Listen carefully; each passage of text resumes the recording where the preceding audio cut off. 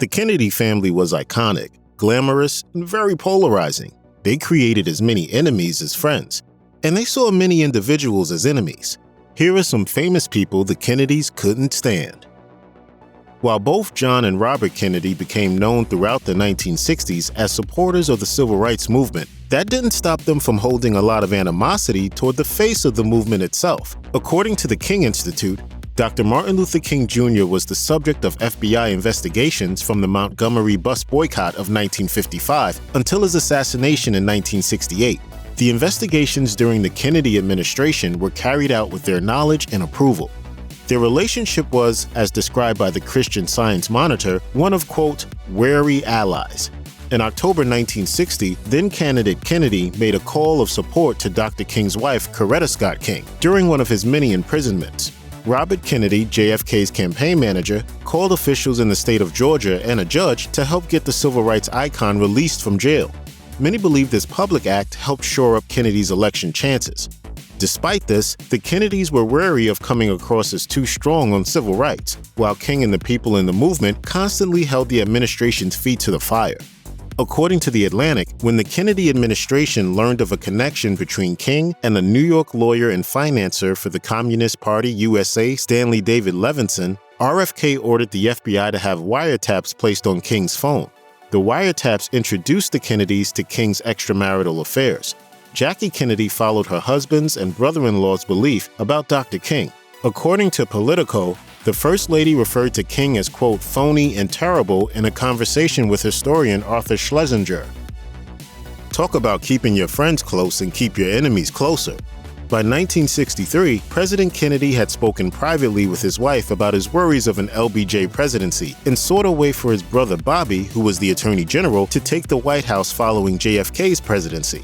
My colleagues, including Senator Kennedy and Senator Symington and 62 other beloved Democrats, had selected me as their leader. Jackie remembers that her husband had no plans for selecting another vice president during his administration, but looked forward to the 1968 Democratic primary if he could influence the party to select another candidate aside from Johnson. Still, JFK was willing to treat LBJ with respect during their time in Washington. The same could not be said of Johnson and Robert Kennedy. According to Politico, Johnson hated the president's younger brother to the point that, during his own presidency following JFK's assassination, he signed a nepotism statute. The law was seemingly a shot at Bobby, whose appointment as Attorney General had sparked controversy. In 1968, Johnson faced off against RFK one last time. The escalating Vietnam War had made Johnson very unpopular, and in March, RFK announced that he would run for president. The history of conflict among nations does not record another such lengthy and consistent chronicle of error as we have shown in Vietnam. Despite being the incumbent, Johnson saw the writing on the wall. 2 weeks later, he announced he would not seek a second term. And I will not accept the nomination of my party for another term as your president. It is almost ridiculous how many attempts on the life of Fidel Castro were made by the United States government. According to CNN, the Cuban revolutionary survived over 600 assassination attempts. Castro's reign in Cuba, just a stone's throw away from the United States, irked both JFK and RFK, and the two obsessed over ways to topple the communist leader. In just his third month in office, President Kennedy authorized an invasion of Cuba made up of 1,400 Cuban exiles trained and armed by the CIA.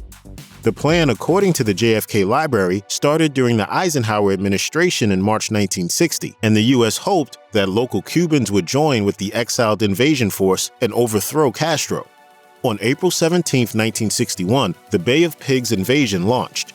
By April 19, 1961, it was over. The exiles were captured, Castro's popularity was increased, and the Kennedy administration was left with egg on their faces for attempting to topple a foreign nation. The administration exchanged $53 million worth of baby food and medicine for the return of the captured soldiers. While JFK questioned their ability to get rid of Castro, Bobby Kennedy took command of the situation, and the administration organized Operation Mongoose, which sought to destabilize Cuba's economy and society in order to undermine Castro and his government. J. Edgar Hoover was instrumental in founding the FBI in 1935 and was its director until his death in 1972. Hoover compiled files on seemingly every figure in D.C., including the young Kennedys. and he let them know it. When Hoover became the head of the FBI, he had a very close relationship with both Franklin Roosevelt and Dwight Eisenhower, whom he saw as an ideological ally. Throughout the 1950s, the FBI expanded their number of illegal microphones and wiretaps. While President Truman didn't have the best relationship with Hoover and the FBI, they were best friends compared to Hoover's relationship with the Kennedys. Unlike previous administrations, during which Hoover could work directly with the president, John Kennedy's Attorney General and de facto protector Bobby Kennedy made it so that Hoover had to go through him to get to JFK. In response, Hoover cut the number of political intelligence reports to the White House and started to delve into JFK's personal life. Hoover leveraged Kennedy's affairs to get his own agenda across. The Washington Post reported that in 1963, Hoover told RFK that he'd discovered payments his brother made to a jilted lover.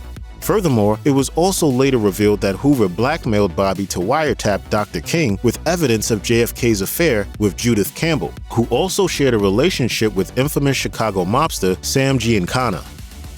The Kennedy family's history of feuding started long before John and Bobby. The two brothers followed in their father's footsteps, who, while working as the U.S. ambassador to the United Kingdom, had a tense relationship with President Franklin Roosevelt. Joseph Kennedy Sr. originally had a great relationship with FDR. In 1918, the businessman entered politics when he contributed money to the campaign of his father-in-law, John F. Fitzgerald. During the same time, Kennedy started to support Roosevelt. FDR did not forget Kennedy's support, and after he became president in 1933, he appointed Joseph as head of the Securities and Exchange Commission. However, Joseph Kennedy had other goals, like running for president following the end of FDR's second term. In 1938, Kennedy took a major step toward the Oval Office when FDR made him the ambassador to the United Kingdom. Kennedy entered into a political whirlwind as Europe was on the cusp of war. Despite both English officials and FDR having given up on appeasing Hitler, Kennedy believed he could pay Germany to end their territorial expansion throughout Europe. Kennedy then met with a top Nazi economic advisor in London, thus going against FDR's orders. By the autumn of 1940, Kennedy was forced to resign from his position following controversial comments stating that democracy was dead in England and questioning if it could survive in the U.S. The comments also ended his chances at the presidency.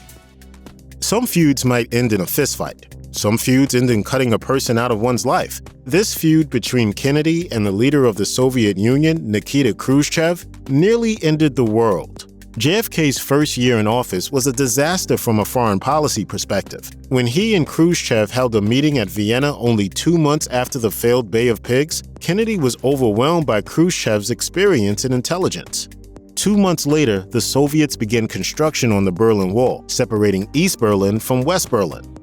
The next year, their feud almost reached apocalyptic levels during the Cuban Missile Crisis, when the USSR placed nuclear missiles in Cuba.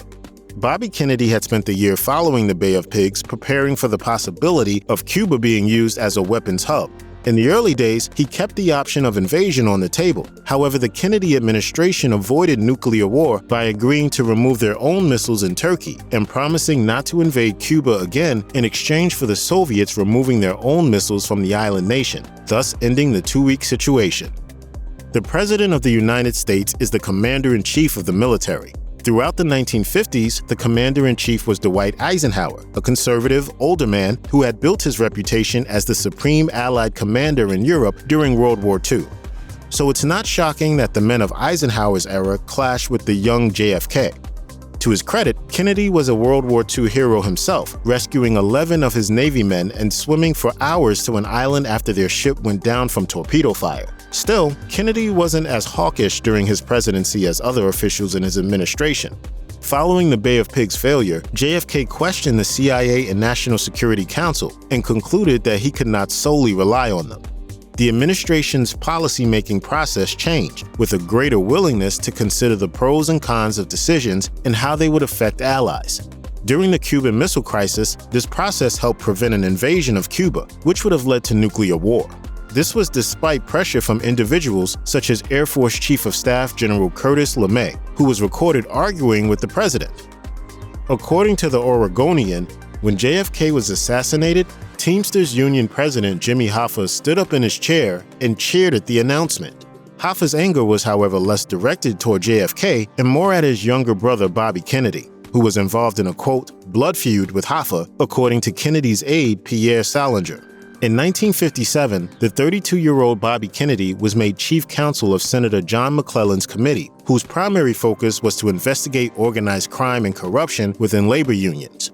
History states that this was where Hoffa and RFK first came in contact and began their contentious relationship, as Kennedy questioned the leader of the Teamsters Union. Hoffa took enjoyment in antagonizing the young Kennedy, while Kennedy's profile was raised throughout the hearings. Hoffa beat the charges levied against him during the 1950s, making him more popular within the Teamsters, though when JFK became president and Bobby his AG, the younger Kennedy set up a Get Hoffa squad made up of 20 prosecutors in the Department of Justice. In 1964, Hoffa's luck ran out. That March, Hoffa was found guilty of bribery and jury tampering, and in July, he was found guilty of misusing the union's pension funds. I'm going to jail. You understand? I'm going to prison because of you. The relationship between Marilyn Monroe and JFK, while certainly not Kennedy's only affair, is hands down the most discussed of the president's extramarital relationships, as Monroe and JFK were two of the biggest sex symbols of their time.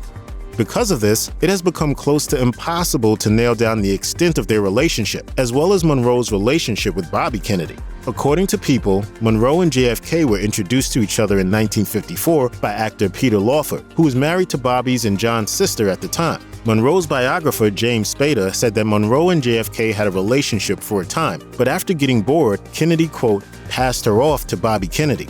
In May 1962, Monroe performed at a birthday celebration for JFK, which involved her singing a sultry version of Happy Birthday. Understandably, Jackie Kennedy was fuming, though surprisingly not at Monroe, but at her brother-in-law who had arranged for the performance. 4 months after the performance, Monroe would die of a barbiturate overdose. While the coroner concluded it was a, quote, probable suicide, unsubstantiated conspiracy theories have emerged that John, Bobby, or someone in the government had Monroe killed. Furthermore, just 2 years after her death and a year after JFK's assassination, Business Insider reports that the FBI contacted Bobby Kennedy about a book being made blaming him for Monroe's death and revealing their alleged affair.